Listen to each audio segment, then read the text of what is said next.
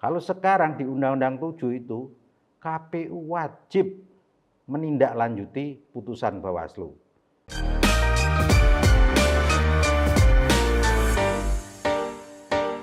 Assalamualaikum warahmatullahi wabarakatuh. Halo sahabat Bawaslu, selamat datang di podcast Merindu Part 2, membahas seputar pemilu dan demokrasi bareng Bawaslu.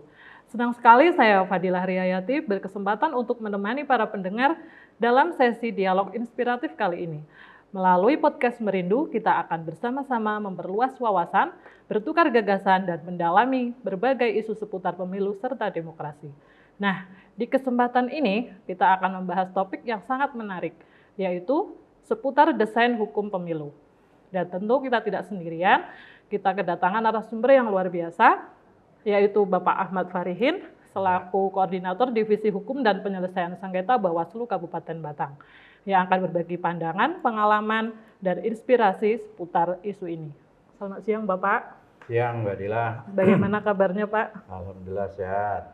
Sebagaimana kita ketahui ya Pak, penegakan hukum pemilu itu kan merupakan salah satu pilar penting dalam menjaga integritas dan keadilan yang akan menjadi perbincangan utama kita kali ini. Pertanyaannya nih Pak, kalau kita melihat secara umum itu kan Bawaslu mempunyai kewenangan pengawasan dalam setiap tahapan penyelenggaraan pemilu. Bisa Bapak jelaskan secara singkat apa aja sih kewenangan Bawaslu dalam pengawasan pemilu dan mengapa hal itu jadi sangat penting untuk menjamin demokrasi yang sehat, Pak? Baik, makasih Mbak Dila dan sahabat Bawaslu semua dimanapun Anda berada. Bismillahirrahmanirrahim. Assalamualaikum warahmatullahi wabarakatuh. Waalaikumsalam. Pada kesempatan Merindu kali ini, yaitu membahas seputar pemilu dan demokrasi bareng Bawaslu, khususnya di Kabupaten Batang. Kita dengan program Merindu untuk yang episode kedua, masih dalam tema yang sama terkait dengan penegakan hukum pemilu. Pada pertemuan terdahulu kita telah membahas bahwa desain penegakan hukum pemilu itu kan dari ada pelanggaran sama sengketa. Di sini pada pertemuan terdahulu kita sampaikan bahwa dalam pelanggaran itu ada yang namanya pelanggaran administrasi pemilu, pelanggaran pidana pemilu, dan pelanggaran kode etik pemilu. Terus di dalam sengketa ada sengketa proses pemilu dan sengketa perselisihan hasil pemilu. Kita bahas satu persatu. Pada pertemuan pertama kita sampai sini untuk kita langsung masuk kepada kewenangan Bawaslu. Tugas Bawaslu, Badan Pengawas Pemilu dalam hal penanganan pelanggaran, di samping Bawaslu memiliki tugas dan fungsi pengawasan, yakni mengawasi dan memastikan semua proses penyelenggaraan pemilu berjalan sesuai dengan ketentuan perundang-undangan yang berlaku. Pengawasan terus dilakukan terhadap KPU, pemilih maupun peserta pemilu. Itu tugas Bawaslu. Kewenangan Bawaslu terkait dengan penanganan pelanggaran. Ini terkait dengan yang namanya penegakan hukum pemilunya. Terkait dengan penanganan pelanggaran pemilu adalah menerima dan menindaklanjuti laporan yang berkaitan dengan dugaan adanya pelanggaran terhadap pelaksanaan peraturan perundang-undangan yang mengatur mengenai pemilu. Selanjutnya adalah meminta bahan keterangan yang dibutuhkan kepada pihak terkait dalam rangka pencegahan dan penindakan pelanggaran administrasi, pelanggaran kode etik, dugaan tindak pidana pemilu, dan sengketa proses pemilu. Nah, ini tugas Bawaslu terkait dengan penanganan, penindakan, penegakan hukumnya, termasuk sengketa proses pemilu. Sementara untuk yang kode etik itu di pertemuan pertama adalah yang menangani Dewan Kehormatan Penyelenggara Pemilu. Sedangkan yang sengketa hasil itu di Mahkamah Konstitusi. Nah, tugas Bawaslu dalam tugas pencegahan adalah mengidentifikasi dan memetakan potensi kerawanan serta pelanggaran pemilu Selanjutnya mengkoordinasikan, mensupervisi, membimbing, memantau, dan mengevaluasi penyelenggara pemilu. Berkoordinasi dengan instansi pemerintah terkait, terus meningkatkan partisipasi masyarakat dalam pengawasan pemilu. Tugas dari Bawaslu. Sedangkan, ini terkait dengan penegakan hukumnya adalah bagian tugas yang kedua adalah tugas penindakan. Kan tugas pertama tugas pencegahan. Nah, tugas penindakan ini adalah menerima, memeriksa, dan mengkaji dugaan adanya pelanggaran pemilu. Terus menentukan dugaan pelanggaran, tadi ada pelanggaran administrasi pemilu, dugaan kode etik, pelanggaran dan dugaan pelanggaran pidana pemilu. Ini terkait dengan dari pelanggaran, karena kan penegakan hukum pemilu dari laporan atau pelanggaran yang ditemukan ataupun yang dilaporkan. Itu diantara kewenangan Bawaslu. Kita bahas satu-satu. Pertama terkait dengan pelanggaran pidana pemilu. Nah, di dalam penegakan hukum pemilu terkait dengan penanganan tindak pidana pemilu, di situ di dalam penanganannya ada yang namanya sentra gakumdu atau sentra penegakan hukum terpadu. Tentunya ini kan masih dengan Undang-Undang 7 2017, sementara untuk pemilu ke depan kan saya yakin akan mengalami perubahan untuk pemilu. Ini di dalam sentra gakumdu ini fungsinya untuk menyamakan persepsi, pemahaman bersama, dan pola penanganan tindak pidana pemilu antara Bawaslu, kepolisian, dan kejaksaan. Kejaksaan Agung yang membentuk dalam sentra penegakan hukum terpadu. Ini ada di dalam 486 di Undang-Undang 7. Ini sentra gakumdu ini.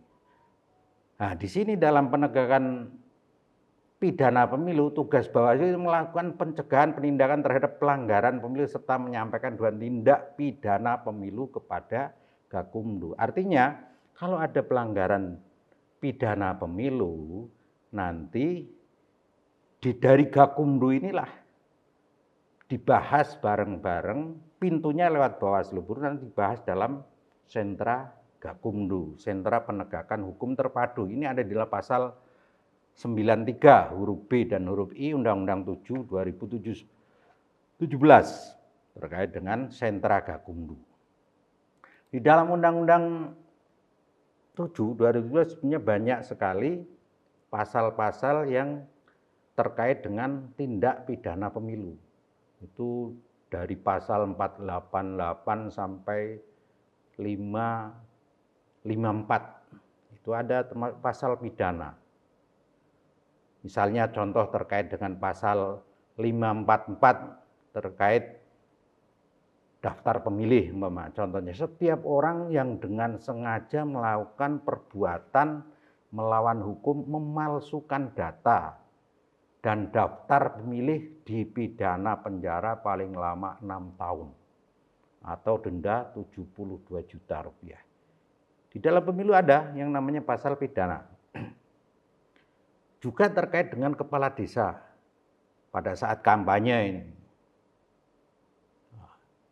Pada saat kampanye setiap kepala desa atau sebutan lain dengan sengaja membuat keputusan dan atau melakukan tindakan yang menguntungkan atau merugikan salah satu peserta pemilu dalam masa kampanye dipidana penjara paling lama 1 tahun. Ini contoh pasal pidana terkait dengan kepala desa yang tidak netral atau dendanya 12 juta. Ini ada di pasal 490 Undang-Undang 7. Karena dalam Perbawaslu 3 2003 juga kan dari Undang-Undang 7 pelaksanaannya ada dengan pengawasan itu di Perbawaslu 3 2023 tentang sentra gakumdu ini. Makanya penanganan pidana pemilu ditangani oleh sentra gakumdu yang di dalamnya Bawaslu, kepolisian, dan kejaksaan. Terus ada juga pasal 491 yang dijelaskan bahwa setiap orang mengacaukan atau menghalangi atau mengganggu jalannya kampanye pemilu dipidana dengan kurungan paling lama 1 tahun atau denda paling banyak 12 juta. Ini termasuk pasal-pasal pidana. Juga di saat pemungutan suara, pasal 151.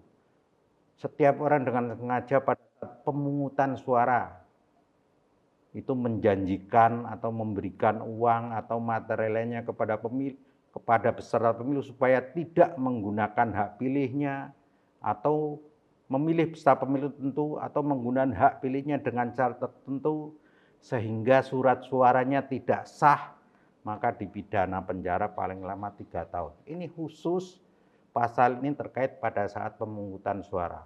3 tahun dan akan atau denda paling banyak 36 juta. Ini diantara pasal-pasal pidana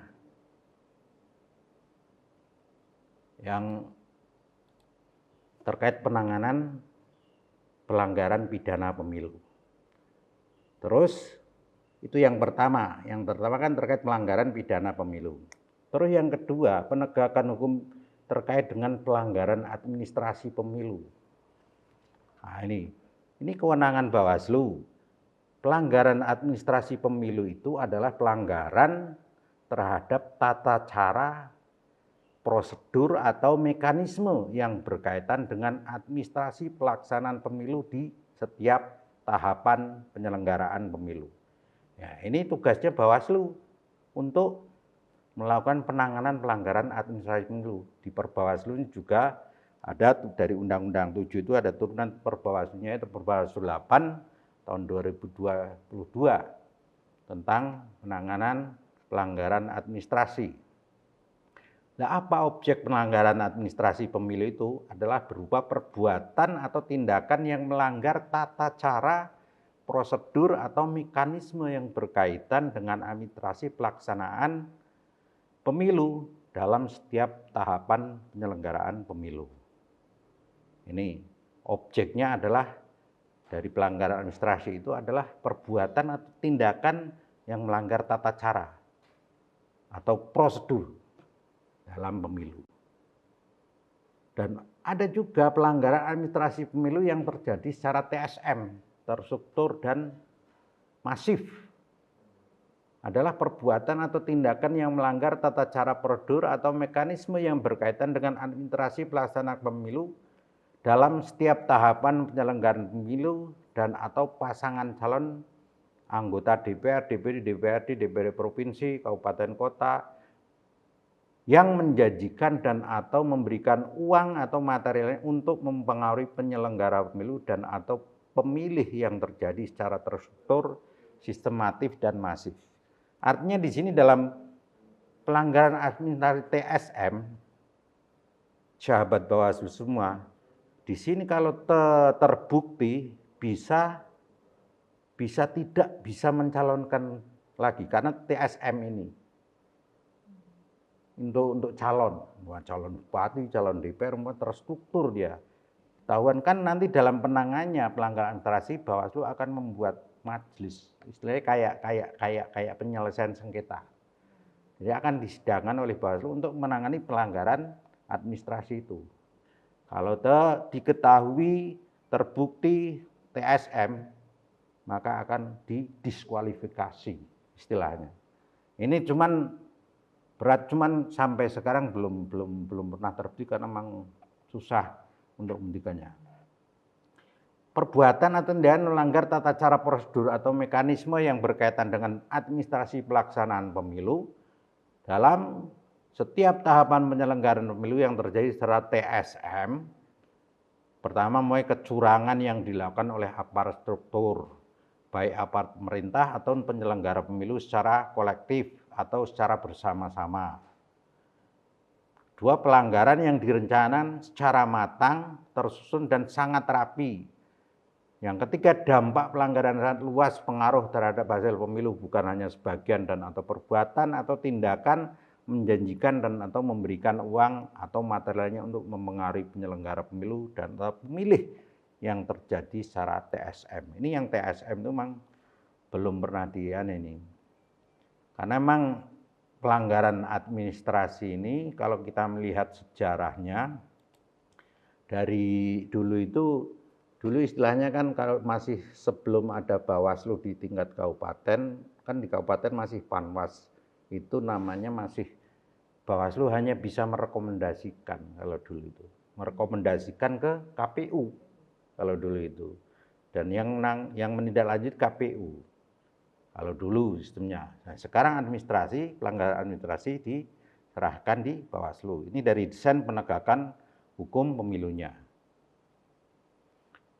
Nah, ini kan di pasal 461-nya Undang-Undang 7 kan dijelaskan Bawaslu menerima, memeriksa, mengkaji dan memutus pelanggaran administrasi pemilu.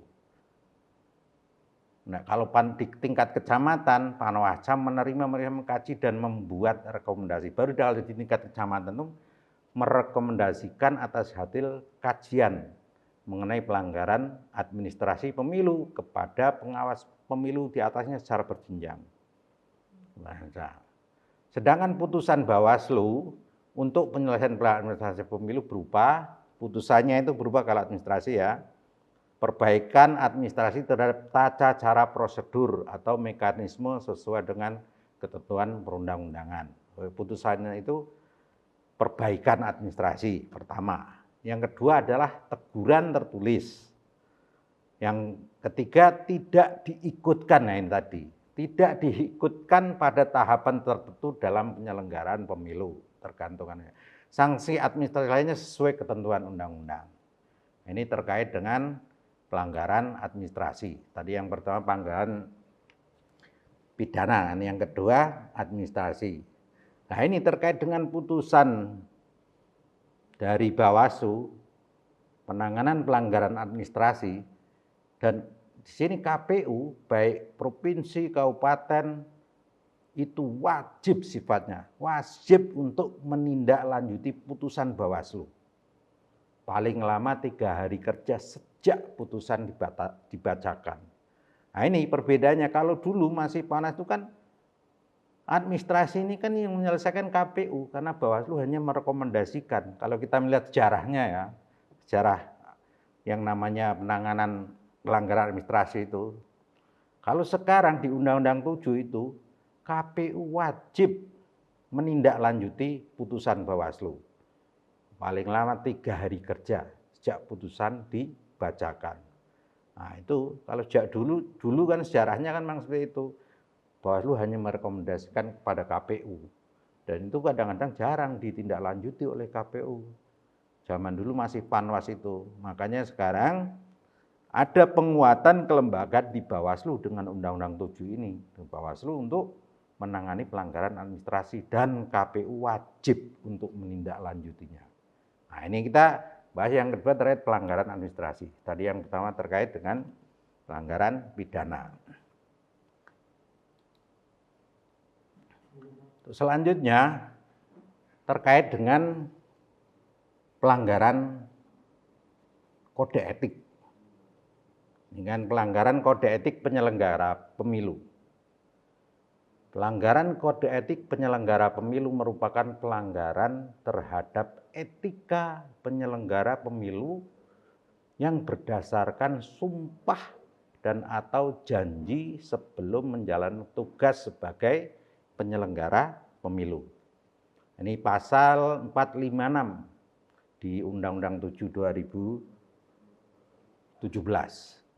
Ini di sini pelanggaran kode etik. Nah, di pasal 457-nya pelanggaran kode etik pemilu diselesaikan oleh yang namanya Dewan Kehormatan Penyelenggara Pemilu. Sebelumnya dulu sudah ada, cuman namanya itu sebelum ada Bawaslu di kabupaten itu namanya DKKPU, dulu namanya. Dewan Kehormatan Komisi Pemilihan Umum kalau dulu namanya itu. Dengan adanya Undang-Undang 7 2017 ini, yang kemarin yang dalam pemilu 2024 kemarin sudah digunakan itu diperkuat dengan adanya Dewan Kehormatan Penyelenggara Pemilu yang untuk menangani pelanggaran kode etik. Nah, itu.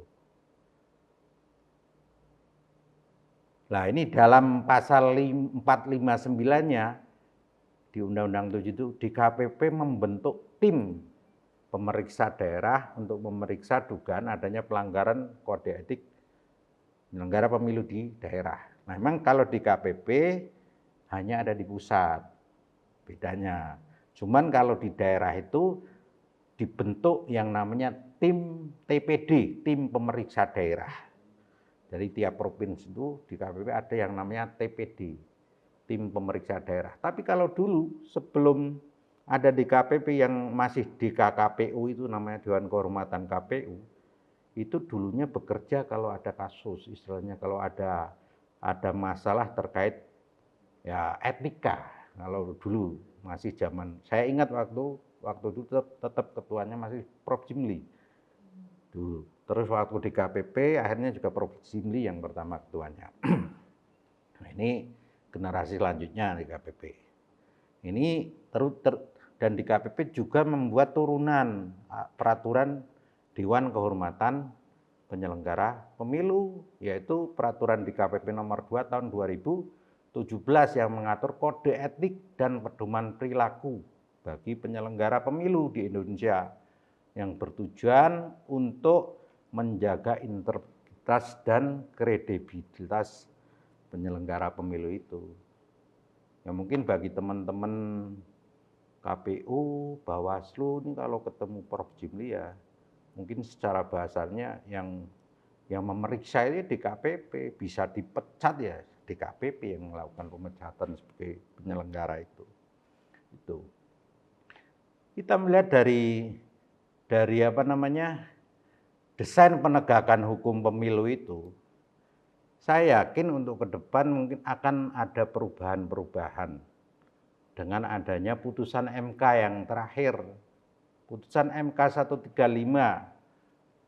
tahun 2024 itu terkait pemisahan antara pelaksanaan pemilu nasional dan pemilu lokal itu.